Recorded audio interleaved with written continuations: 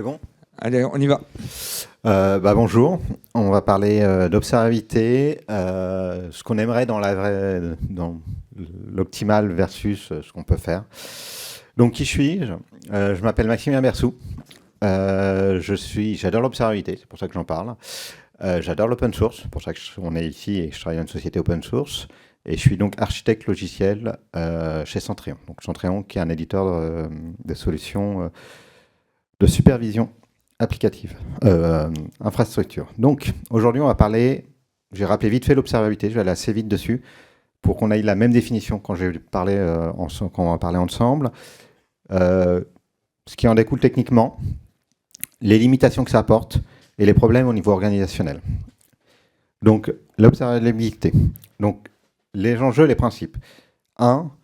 Le but de l'observabilité, c'est de prendre conscience de l'état d'un service, d'un système, pour tous les besoins métiers, que ça soit aussi bien la partie technique, donc on fera un système informatique et tout ça, que la partie métier, c'est-à-dire un workflow d'un système de vente. Quand on a un site e-marchand, il y a du lead, du lead generation, de la conversion et tout ça. C'est aussi un workflow. On doit savoir ce qui se passe, on doit être capable d'avoir des valeurs dessus et d'avoir de la valeur ajoutée.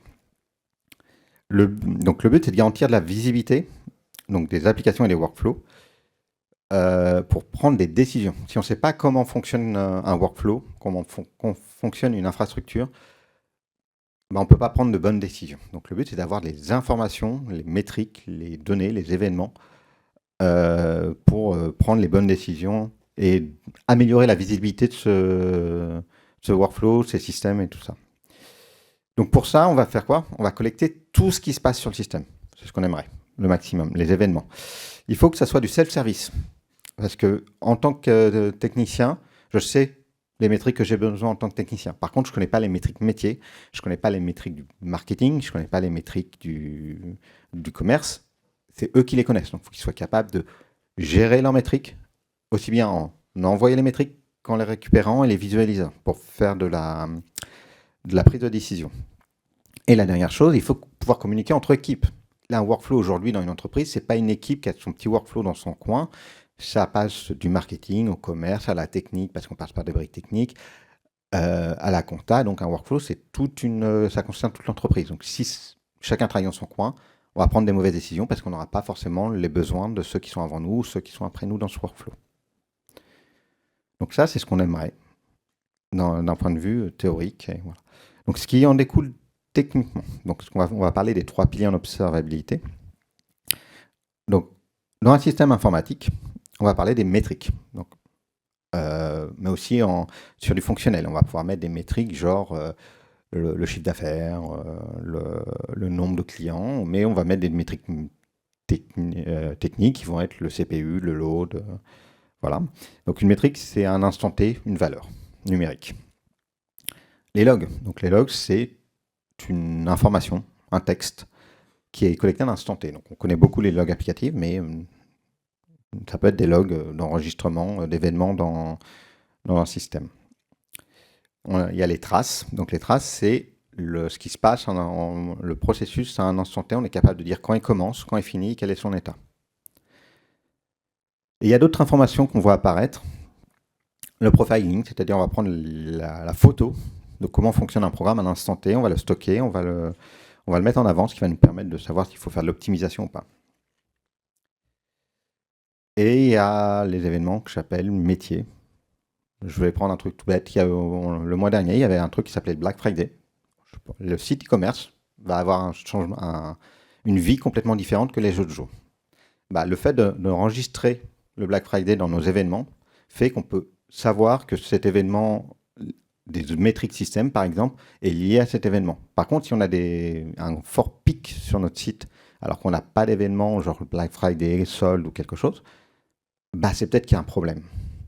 Et inversement, si on est le Black Friday, il y a une chute de visiteurs, c'est peut-être qu'il y a un problème. Les mises en production. Quelque chose d'important, c'est que si on a un problème, s'il y a une mise en production 1 heure avant, on peut se dire que c'est la mise en production qui a amené ce problème. Donc on ne va pas aller chercher beaucoup de choses. On va focaliser sur les changements de la mise en production. Et en fin de compte, tout est événement. Tout ce que je viens de dire, c'est des événements. C'est quelque chose qui s'est passé à un instant T, que ce soit une métrique collectée, que ce soit un log, un profiling, un événement métier. C'est tout est événement. Donc, on va parler de TSDB, c'est-à-dire on va prendre les événements qui sont collectés à un instant T dans une temporalité. Et ça va donner des données temporelles, donc des TSDB. Est-ce que sur l'observabilité, j'étais assez clair sur ce qu'on aimerait, ce qu'on verrait? Bon. Donc là, on va commencer à parler des limitations et pourquoi on a une dissonance entre ce qu'on aimerait, avoir tout ce qui se passe dans une entreprise, et la réalité du terrain. Donc la première limitation, c'est le volume. On a parlé de collecter toutes les logs, toutes les traces, tous les événements, toutes les métriques. Bah, ça fait un volume important, ça coûte très cher. Des logs, ça peut aller à plusieurs gigas par jour, plusieurs terras par jour. Il faut des rétentions. On va faire de la rétention sur 30 jours, mais 30 jours, si on doit faire de l'anomalie détection où il faut 3 fois une saisonnalité pour avoir des valeurs exactes, bah, si la saisonnalité est dans le mois, il faut 3 mois. Si la saisonnalité est dans l'année, il faut 3 ans. Donc 30 jours, c'est peut-être pas assez, donc il faut beaucoup de rétention. Et après, il y a des rétentions légales. La loi implique que certaines logs soient stockées certains jours, un certain temps. Donc là, j'ai un tableau. Alors les chiffres que je vais donner, c'est vraiment du gros smile, c'est pour donner les ordres de grandeur. Si on fait du stockage objet, donc des choses, du S3 sur Amazon, de l'object chez Azure, on a à peu près 23 $ le Tera, qui fait que si on a un Tera de reçu par jour et qu'on garde que 30 jours, on a 690 $. Sauf qu'on n'a pas d'analyse, on n'a pas de choses dessus qui nous permettent d'être pertinents. On a seulement des données stockées. Si là, je mets sur du disque un peu plus chaud parce qu'on veut aller de la rapidité, bah là, on commence à avoir une facture qui commence à être chère. Si on va sur de l'OpenSearch, donc là, j'ai pris les tarifs publics cloud, premier cluster, premier niveau OpenSearch. Sur le mois, on est très, très, très, très cher. Je pense que pas beaucoup de gens sont prêts à payer ça par mois. Et si tu prends un acteur sage du marché, on est beaucoup moins cher, mais on est quand même sur des tarifs très cher. Donc le volume, malgré qu'on en a besoin, parce que c'est ce qui va être une prise de décision, on va avoir une limitation technique et financière. Donc il faut trouver des solutions pour ça. Donc là, j'ai donné une petite piste. On est sur vraiment de la piste. Il y a plein d'autres façons de faire. Moi, ce que j'aime bien dire, c'est qu'il faut avoir le contexte sur les événements. Et avoir le bon contexte, c'est savoir pourquoi l'événement est collecté. Genre, pour quel service, pour quel BU, dans quelle région, si on a plusieurs régions géographiques, dans quel magasin, si on a des magasins, ça dépend du métier, si c'est des équipements IoT, sur quelle plage géographique, on peut avoir la géolocalisation. Voilà, on a besoin de contexte, parce que sinon, quand on va avoir l'incident, on ne va pas être capable de ressortir la bonne donnée. Ne pas avoir trop dans l'instrumentalisation. Donc, quand on parlait tout à l'heure des traces, le but d'une trace, c'est de savoir ce qui se passe sur un parcours. Et si je prends un parcours, il peut être je mets quelque chose dans mon panier, qu'est-ce qui se passe? Ça veut dire je vais interroger mon système de stock, je vais interroger ma pipeline pour savoir si je peux réserver l'item et compagnie. Et tout ça, le but c'est de savoir que telle action client a donné telle action dans toute l'infrastructure. Et on a le problème, c'est que dans les applications legacy, on n'a pas pu mettre l'instrumentalisation de ça parce que c'est des choses qui sont historiques. On parlait pas d'observabilité à l'époque et on n'a pas les traces, donc on va perdre ce contexte. Ça peut être pas possible parce que on a des applications qui ont des problèmes de performance et quand on va mettre de l'instrumentalisation, ça va casser la performance. On va avoir un overhead. On peut avoir la perte de propagation. Ce que je vois souvent, c'est quand on fait de l'HTTP, tous les systèmes qui instrumentalisent les traces, les logs et tout ça, ils propagent les traces facilement en HTTP. Par contre, quand on fait de la synchrone, on envoie ça par exemple dans une queue, on oublie de cacher le contexte. Et donc, l'application qui reçoit la demande, ce n'est pas qui est l'origine de la demande. Donc, elle va recommencer un cycle de contexte. Et le problème, c'est qu'on ne peut pas lier les deux actions. Et donc, si c'est une valeur de données qui pose le problème dans la deuxième partie, on ne peut pas la corréler sur la première partie. Donc, pour savoir quelle valeur a fait quel incident, on est incapable de le savoir parce qu'on a perdu le contexte. Et les applications externes. On utilise tous des applications qui ne sont pas gérées par nous, qui sont gérées par des cloud providers, en SaaS, compagnie. Bah, elles n'ont pas tous de l'instrumentalisation et surtout, elles ne nous le renvoient pas, cette instrumentalisation. Donc, on va les appeler parce qu'on en a besoin. Et puis, bah, on ne sait pas ce qui se passe là-bas. Et donc, si le problème vient chez eux, bah, on ne va pas pouvoir, si c'est des lenteurs venant de chez eux, si c'est des pertes de données venant de chez eux, on ne va pas le savoir. Et donc, dans la prise de décision, des fois, on va prendre peut-être des mauvaises décisions parce qu'on va chercher que chez nous, parce qu'on n'a pas l'information distante. Les données inutiles, alors ça, qu'on a du volume, en tant que développeur, on voit, il y a des gens qui mettent des petits ping ici, Toto, Titi. C'est de la donnée inutile. Ça ne sert à rien de la stocker. Par contre, si quelqu'un a mis un moment un petit mot comme ça, c'est qu'il en avait besoin. Donc plutôt que ça soit Titi, Toto, il faut peut-être mettre quelque chose de parlant, avec le contexte qui va bien. Parce que c'est rare qu'on mette un petit mot si ce n'est pas pour un besoin derrière.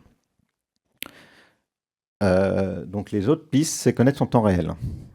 Alors, quand je vais parler de temps réel, il y a plusieurs temps réels. Il y a son temps réel de collecte, son temps réel de réaction, c'est-à-dire quand j'ai un incident. Je vais prendre deux exemples complètement opposés. Je suis un trader qui doit faire des actions en bourse. Mon temps réel, c'est très très très très court, moins d'une seconde. Parce que à la seconde, je peux perdre des actions, c'est souvent des sommes monstrueuses. Je suis un service de paye qui fait la paye une fois par mois avec un batch qui tourne une fois par mois. Mon temps réel, c'est pas le même. C'est la journée, voire la semaine.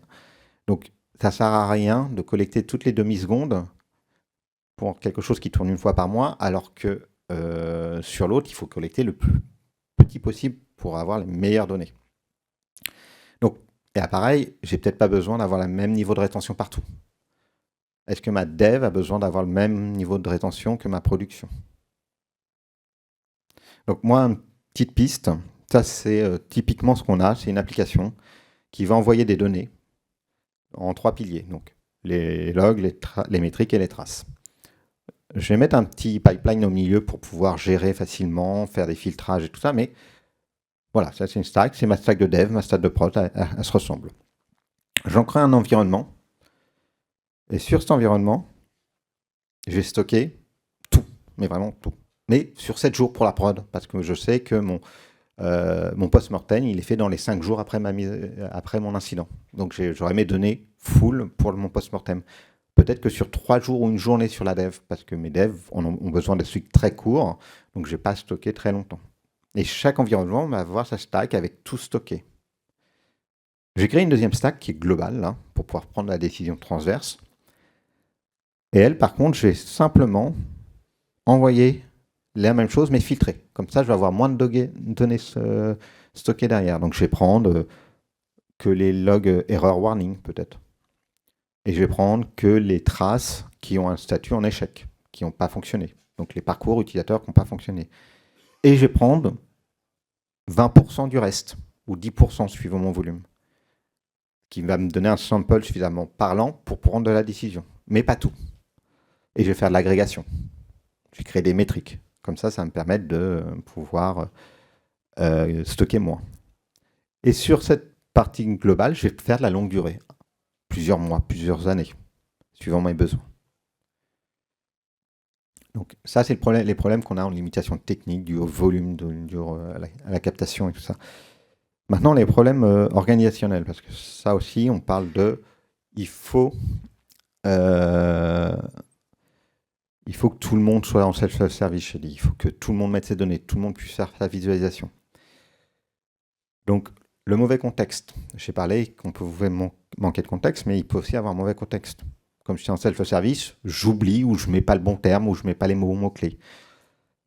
Donc, il faut, dans une entreprise, qu'on définisse ce que c'est contexte minimal. Je veux mon nom de service, je veux mon nom d'application, je veux pour quelle fonctionnalité c'est fait. Pas de définition de contexte métier. La technique, c'est très bien instrumentalisé, il n'y a pas de problème.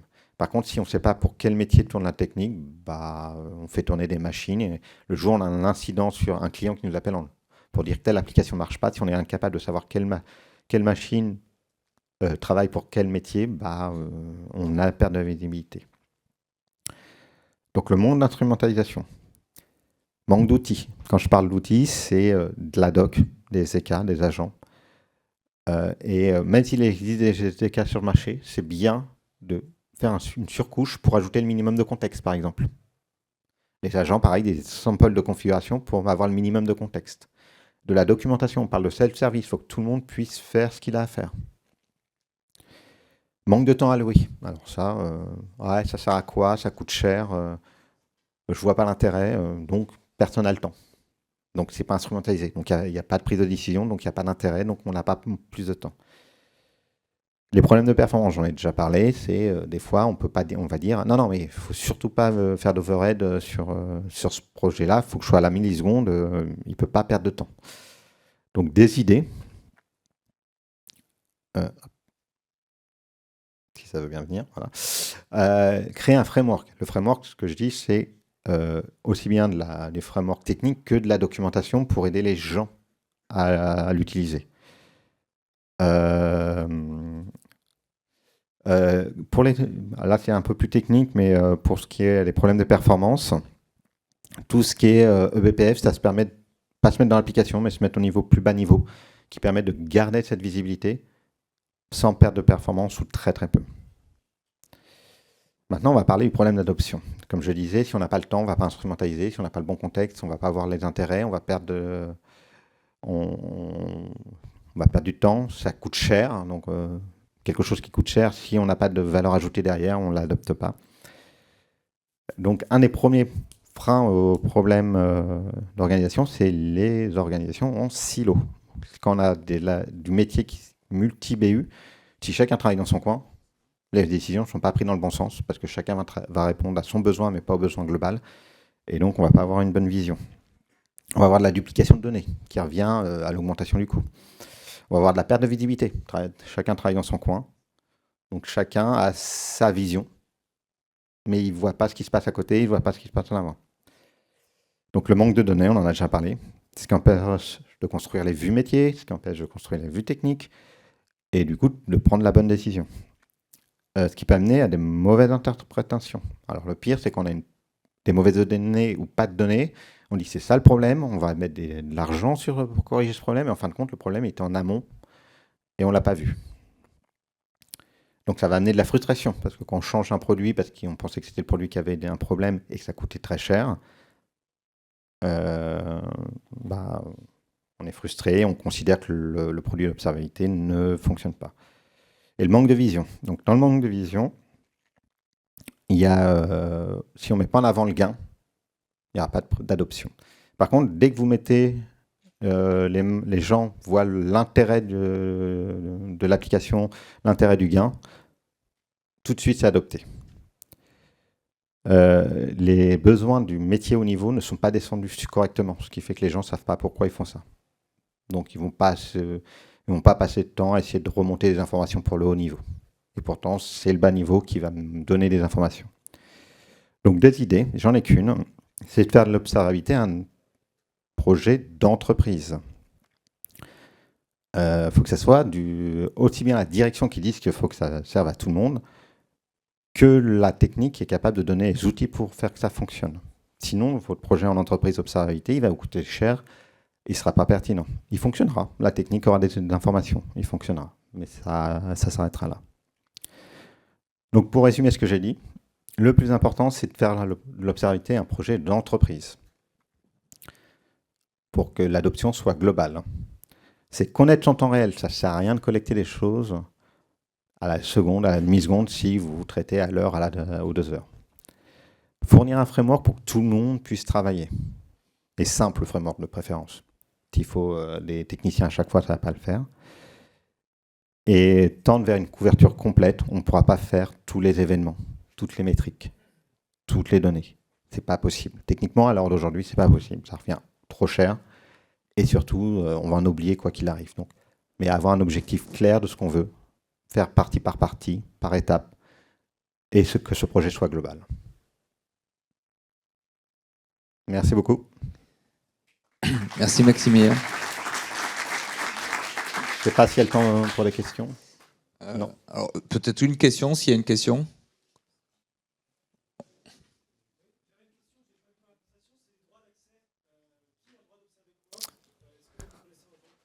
Alors, par défaut, si je veux être vraiment dans le rêve, j'irai tout le monde a accès à tout. C'est pas possible. Moi, le seul limitation que je dis, et c'est pour ça qu'il faut que ça soit une entreprise avec la sécu qui soit impliquée, c'est tout ce qui est donné qui considère sensible. Après, faut pas, c'est pas parce qu'on cache les données sensibles qu'il faut cacher le métier. On va masquer ce qui est sensible. On va les empêcher qu'elles soient affichées, genre des noms clients, des emails. Par contre, le fait que ce client-là qui a un ID à la place d'un email IFS Parcours utilisateur-là, il faut qu'il soit visible à tout le monde parce que chaque BU doit être capable de prendre de la décision à son niveau. Mais par contre, oui, il y a des données sensibles qu'on ne va pas afficher partout. Merci beaucoup. Merci Maximilien.